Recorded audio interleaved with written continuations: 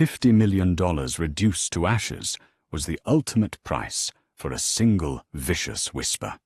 When socialite Victoria leaned in, maliciously telling the underworld's most brilliant financial queen she was simply too big for a mafia king, she crossed a lethal line. She explicitly signed her own brutal death warrant. Skylar Hayes never apologized for the space she took up in a room. In a clandestine underworld dominated by razor-thin trophy wives, silicone enhancements, and men who viewed women as easily interchangeable accessories. Skylar was an anomaly. She was a deeply fat woman, possessing a lush, unapologetic figure that commanded attention the second her Louboutins clicked against marble floors. But her weight wasn't the only thing that made her formidable. She possessed the sharpest financial mind on the eastern seaboard. Skylar ran the Velvet Ledger, an ultra-exclusive, completely off-the-books banking system that washed millions of dollars for the most dangerous cartel syndicates and corrupt politicians in the country. People didn't just respect Skylar, they feared her.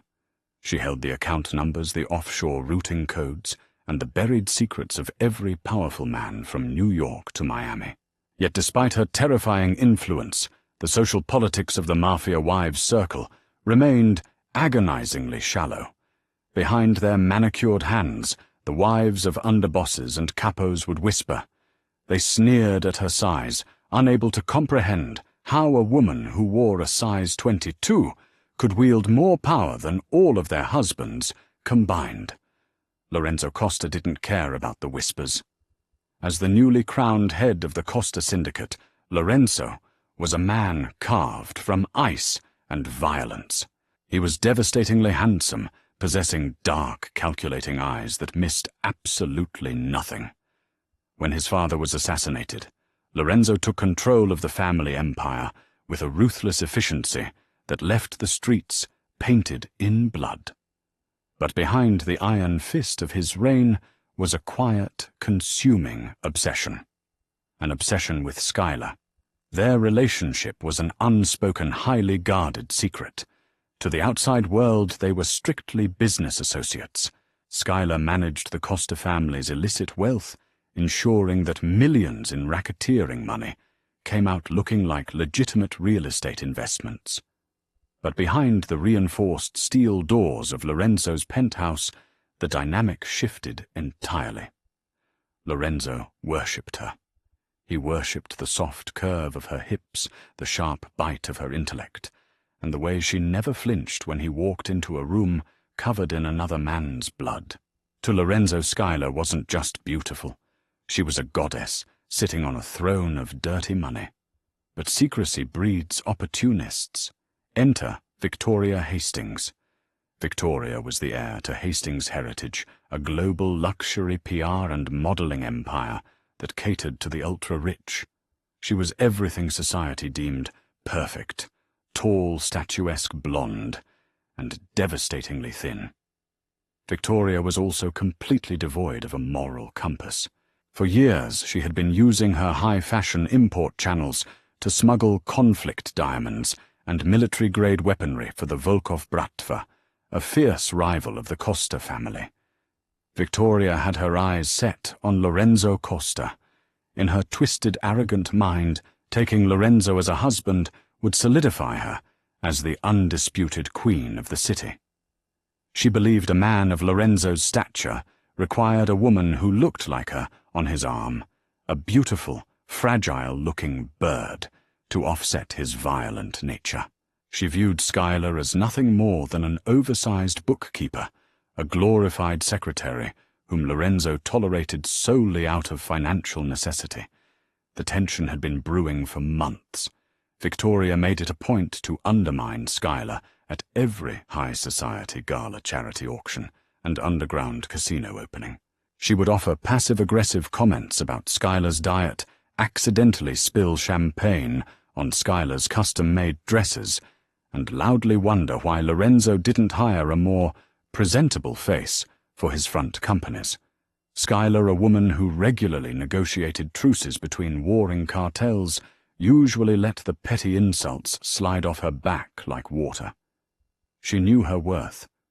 She knew what happened in Lorenzo's bed, and she knew the exact net worth of Victoria's heavily leveraged company. But the constant chipping away at her physical appearance tapped into an old, deeply buried vulnerability. Growing up heavy in a world that demanded thinness had left scars, and Victoria knew exactly how to press her perfectly manicured nails right into those old wounds. The tipping point arrived in mid-December at the clandestine winter solstice gala, hosted at the Valenti estate, a sprawling, fortified mansion in the snow-covered hills of upstate New York. It was the premier event of the underworld, a place where multi-million-dollar drug routes were negotiated over beluga caviar and vintage champagne. Schuyler arrived looking nothing short of breathtaking. She wore a custom-tailored, deep emerald velvet gown that plunged at the neckline and hugged every lush curve of her body. Rubies rested against her collarbones, a silent gift from Lorenzo that cost more than most people made in a lifetime. As she glided down the grand staircase, conversations paused. Lorenzo stood across the ballroom, flanked by his terrifying lieutenants, Gregory and Vincent. He wore a perfectly tailored black tuxedo, swirling amber liquid in a crystal glass.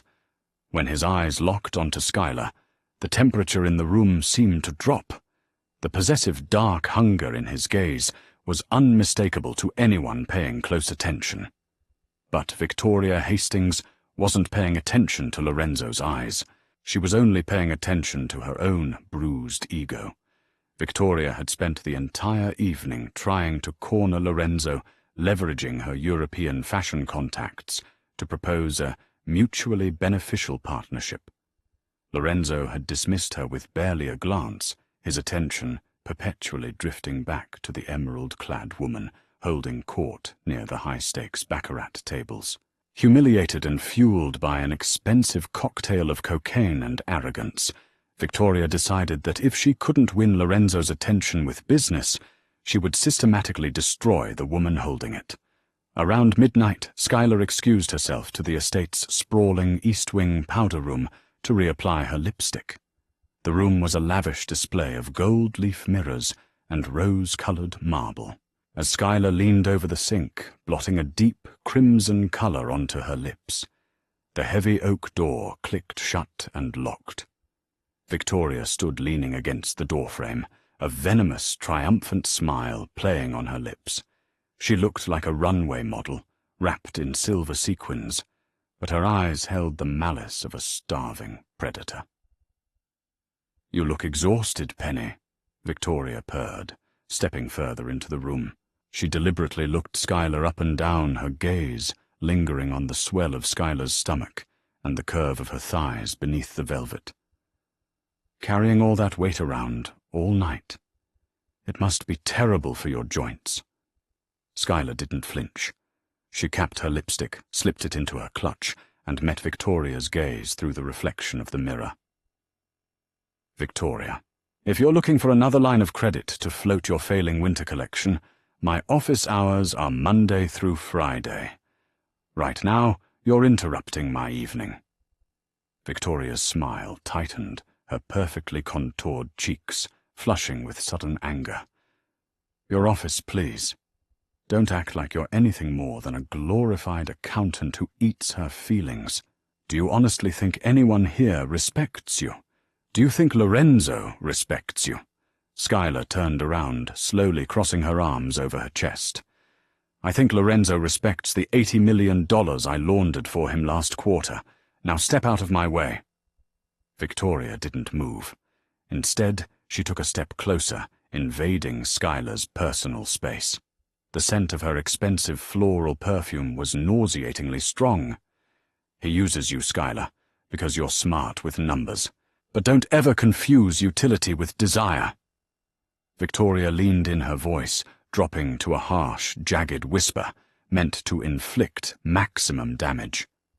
"Look in the mirror. Look at yourself and then look at me.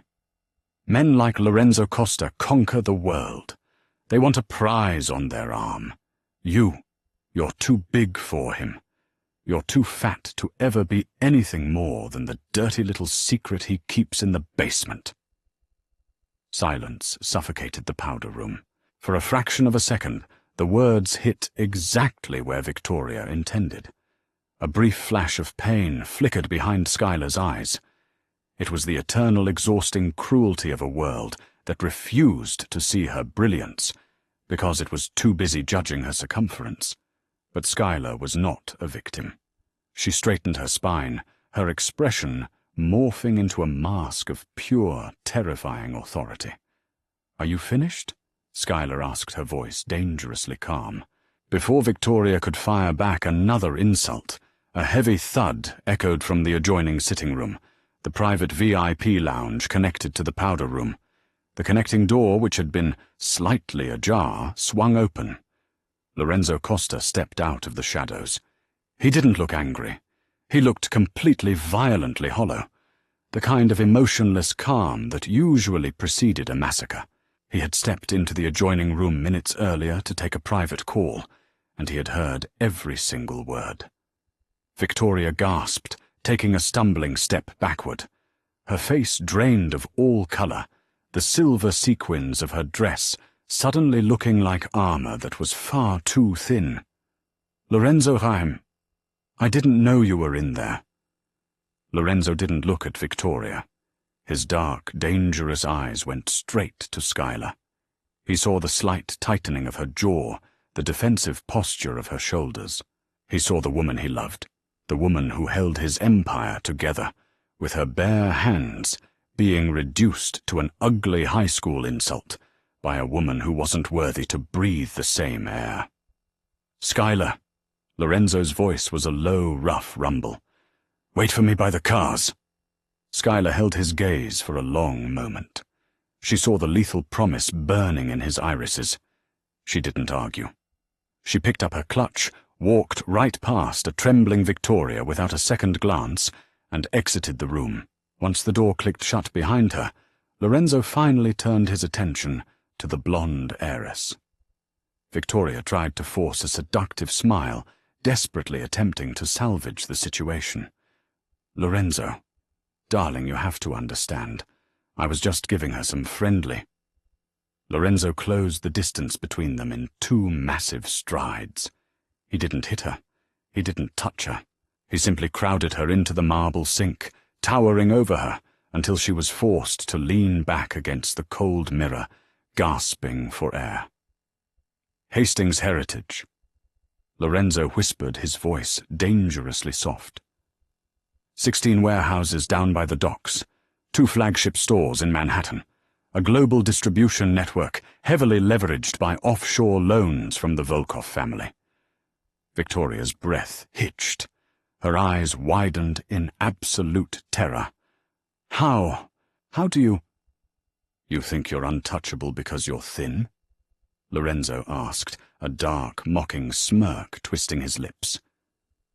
"You think bone structure protects you from a bullet? Schuyler owns your debt, Victoria. She bought it 3 weeks ago. She owns your warehouses. She owns your flagship stores. I let her do it because she thought it was good business." Lorenzo leaned in until his mouth was inches from Victoria's ear. "But I don't care about business anymore. You insulted my queen, and now you're going to watch your entire empire burn to the fucking ground." Lorenzo stepped back, adjusting his cuffs with terrifying nonchalance. "Get your coat, Victoria. The night is about to get very, very cold for you."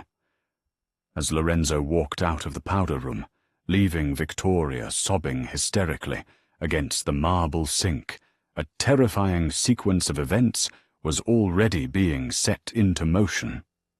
Lorenzo pulled his burner phone from his pocket, dialing his most ruthless Lieutenant Vincent. "Vincent," Lorenzo commanded, his voice echoing through the opulent halls of the estate. "Round up the men. Bring the gasoline. We are going to erase Hastings' heritage from the face of the earth tonight." Gasoline poured over imported French silk creates a distinct, sickeningly sweet odor right before the first spark catches. Down by the industrial waterfront of Brooklyn, 16 heavily fortified warehouses, owned by Hastings Heritage, stood silently in the freezing December night. Inside those corrugated steel walls rested the entirety of Victoria's heavily leveraged empire, millions of dollars, in haute couture. Garments, crates of smuggled blood diamonds from Sierra Leone, and untraceable military-grade hardware destined for the Volkov Bratva. Vincent Lorenzo's most lethal enforcer stood near the loading docks in a tailored charcoal overcoat, watching his crew meticulously douse the perimeter. He checked the glowing dial of his Audemars Piguet chronograph. It was exactly 2 a.m. A secure line buzzed in his earpiece. Lorenzo's voice, cold and devoid of mercy, delivered a single word: ignite. Vincent flicked his gold DuPont lighter, letting the flame dance for a fraction of a second before tossing it onto the soaked concrete. Fire roared to life with the force of a detonating bomb. The flames scaled the sides of the buildings, shattering reinforced glass and devouring the roof lines. Sirens began to wail in the distance, but the local precincts were firmly on the Costa family payroll. The fire trucks would inexplicably take the longest possible routes, ensuring nothing but ash remained by the time they arrived. Miles away, in her sprawling penthouse overlooking Central Park, Victoria awoke to the shrill ringing of her private encrypted cell phone. Her hands trembled as she snatched it from the marble nightstand. It was her head of security. "Miss Hastings!" The man barked over the chaotic sound of roaring flames and collapsing steel. "The Brooklyn depositories, all of them. They're gone. The crew was heavily armed professional. We lost everything." Victoria felt the blood drain from her face. The phone slipped from her manicured fingers, clattering onto the hardwood floor. Panic, raw and suffocating, seized her chest. She sprinted to her home office, ripping open her laptop to access her offshore corporate accounts at Credit Suisse and the Cayman National Bank. If she could just liquidate her emergency shadow funds, she could appease the Volkovs for the lost weapons and flee to Europe on a chartered NetJets flight before Lorenzo could find her. Her perfectly contoured face fell in sheer, unadulterated horror as the banking portal loaded. Account frozen.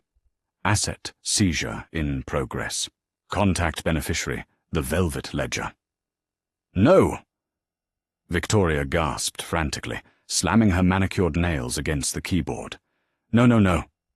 She dialed the direct line to her private wealth manager at UBS in Geneva. The phone rang 6 times before a tired voice answered. "Victoria, you shouldn't be calling this line. Not after tonight." "What did you do?" Victoria screamed, her high society poise completely shattering. "Where are my funds, who authorized a seizure without my biometric clearance?" "You leveraged your entire supply chain against loans from shell corporations," Victoria the banker replied, his tone laced with pity and fear. "Those shell companies were subsidiaries of the Velvet Ledger. When the collateral your warehouses burned down an hour ago, the smart contracts triggered an immediate automated margin call. Skylar Hayes executed the clauses. She owns your liquid assets, your personal real estate, your flagship stores, everything. You are bankrupt, Victoria. Do not call this number again." The line went dead. Victoria collapsed into her leather executive chair, sobbing hysterically. The harsh reality crashed down upon her. Skylar hadn't just been managing the Costa family's money. Skylar had been actively weaving a financial web around Victoria's business for months, patiently waiting for the perfect moment to snap the trap shut. Victoria had foolishly mistaken Skylar's silence for weakness, her heavy figure for a lack of discipline, completely blind to the fact that she was dealing with an apex predator. Desperation breeds reckless decisions. Victoria grabbed her coat, sprinting down to the underground parking garage to retrieve her Aston Martin. She had one last lifeline: Alexander Volkov. If she could reach the Russian syndicate leader at his private club in Tribeca, She could offer him the Costa family's operational secrets in exchange for protection and a loan. She drove erratically through the empty, snow-dusted streets of Manhattan, running red lights until she violently screeched to a halt outside the heavily guarded doors of the Volkov Club. She threw her keys at a bewildered valet and stormed past the massive bouncers who oddly made no move to stop her. Victoria burst into the VIP lounge, her blonde hair disheveled, her sequined dress torn at the hem. Alexander Volkov sat in a plush leather booth surrounded by his lieutenants. But he wasn't alone. Sitting across from the terrifying Russian mobster, calmly sipping a glass of Macallan 25, was Skylar. She was still wearing the breathtaking emerald velvet gown, her lush curves draped elegantly over the booth's upholstery. She looked perfectly relaxed, the picture of absolute, unbothered authority. Behind her stood Lorenzo, his hand resting possessively on the back of Skylar's neck, his dark eyes tracking Victoria like a sniper locking onto a target. "Alexander, please," Victoria sobbed, throwing herself toward the table. "They burned my shipments. They took my money. You have to protect me. I can give you Lorenzo's shipping manifests. I can—" Volkov raised a massive, heavily tattooed hand, silencing her instantly. He didn't look angry. He looked amused. He glanced at Skylar. "Is this the woman who called you Fat Tichka?" Skylar took a slow, deliberate sip of her whiskey, her crimson lips leaving a perfect imprint on the crystal glass. "That's the one, Alexander. Though considering she currently has a net worth of negative $40 million, her opinions hold significantly less weight than they did an hour ago." Volkov let out a booming laugh that rattled the glasses on the table. He looked back at Victoria with absolute disdain. "You arrogant, stupid girl. Skylar just restructured my cartel's entire European money-laundering pipeline through Deutsche Bank. She saved me millions in federal luxury taxes. You lost my weapons in a fire. Why would I protect a bankrupt liability when I am doing business with a financial genius?" Victoria fell to her knees right there in the VIP lounge. The cold, hard floor of the club bruised her kneecaps, but she barely felt it. She was completely surrounded by monsters, and she had just realized she had mocked the queen who controlled them all. "Lorenzo." Victoria begged, tears ruining her expensive makeup, leaving black tracks down her cheeks. "Please, have mercy. I'll leave the country. I'll disappear." Lorenzo stepped out from behind the booth. He walked slowly toward Victoria, his polished leather shoes stopping inches from her trembling hands. He stared down at her, not with anger, but with absolute disgust. "You told Skylar she was too big for me," Lorenzo murmured, his voice a lethal vibrating bass that sent chills down the spines of every hardened criminal in the room. "You thought my empire required a fragile, starving ornament to stand beside me. You failed to understand that a king doesn't want a porcelain doll. A king requires an equal, someone who can hold the weight of the crown without breaking." Lorenzo crouched down, forcing Victoria to meet his gaze. "Skylar is my empire. She is the blood in the veins of the Costa family. And you are nothing but ash. Run, Victoria. Run far away, because if I ever see your face in this city again, I will not be as forgiving as the fire." The penthouse was eerily quiet when Lorenzo and Skylar finally returned. The sprawling duplex overlooking the glittering skyline of Manhattan was a sanctuary of dark wood, imported Italian marble, and bulletproof floor-to-ceiling windows. Skylar kicked off her Louboutins, sighing as her bare feet hit the plush Persian rug. The adrenaline of the night was finally beginning to ebb, leaving behind a deep, aching exhaustion. She walked over to the massive mahogany bar, pouring herself a splash of sparkling water. She could feel Lorenzo's eyes on her, heavy and constant.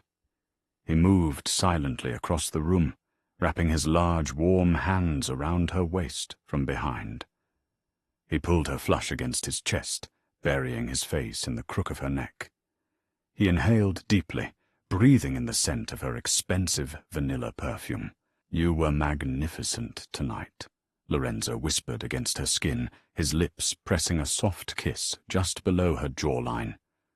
"Watching you dismantle that pathetic woman's life with a few keystrokes. It was the most beautiful thing I've ever seen." Skylar leaned back into his solid frame, her hands resting over his. Despite her fierce display of power at the club, the ugly words Victoria had hissed in the powder room still lingered like a shadow at the back of her mind. "You're too big for him. You're too fat to ever be anything more than the dirty little secret." "Lorenzo." Skylar started her voice, unusually quiet. She turned in his arms, looking up into his dark, searching eyes. "What she said tonight, about how society views us, about how men in your position are expected to have a certain type of woman." Lorenzo's expression hardened instantly. He didn't let her finish. He cupped her face in his hands, his thumbs gently sweeping across her cheekbones. "Do not let the venom of a ruined woman poison your mind, Skylar," Lorenzo said fiercely. His gaze dropped to her mouth, then down to the deep plunge of her velvet dress, taking in the full, lush curves of her body with undisguised reverence. "I despise the fragile plastic women in our circle. I despise their empty conversations and their hollow ambitions. I crave you, every soft inch of you, your brilliant mind, your ruthless heart, and a body that actually feels like a woman when I hold her." He kissed her, then a deep, consuming kiss that tasted of Scotch danger and absolute devotion. Skylar melted into the embrace, the last remnants of her insecurity burning away under the heat of his touch. He worshipped her form, his hands mapping the curves of her hips, silently reinforcing everything his words had just promised. She wasn't a secret. She was the undisputed Donna of the Costa family. The next morning, the financial world of New York woke up to a seismic shift. The headlines of the Wall Street Journal and Bloomberg reported the sudden, catastrophic collapse of Hastings' heritage. The narrative fed to the public was a tragic tale of over-leveraged assets and a devastating warehouse fire caused by faulty industrial wiring. Victoria Hastings was spotted boarding a commercial flight to a small coastal town in South America, her designer luggage replaced by 2 modest duffel bags, her face hidden behind oversized sunglasses. She had been erased from the elite social registry overnight. 6 months later, the Costa Syndicate hosted the highly anticipated Summer Solstice Gala at the Pierre Hotel in Manhattan. It was an event designed to project absolute dominance over the city's underworld. The grand ballroom was packed with politicians, judges, and the heads of rival families, all eager to pay their respects to Lorenzo. The whispers that usually permeated the room were entirely absent. Everyone had heard the ghost stories of what happened to Victoria Hastings. Everyone knew who held the real power behind the Costa throne. The massive gilded doors of the ballroom swung open. The string quartet abruptly stopped playing. Lorenzo walked in, dressed in a flawless midnight blue tuxedo, but he wasn't walking ahead of his entourage. He was walking shoulder to shoulder with Skylar. She wore a custom, breathtaking gown made of spun gold that clung unapologetically to her heavy, lush figure. She radiated confidence, diamonds glittering at her throat, her head held high. Lorenzo did not hide her in the shadows. He proudly escorted her to the center of the room, his hand resting firmly on the swell of her waist. As the most powerful men in the country lined up to kiss her hand and beg for favorable interest rates on their illicit loans, Skylar smiled.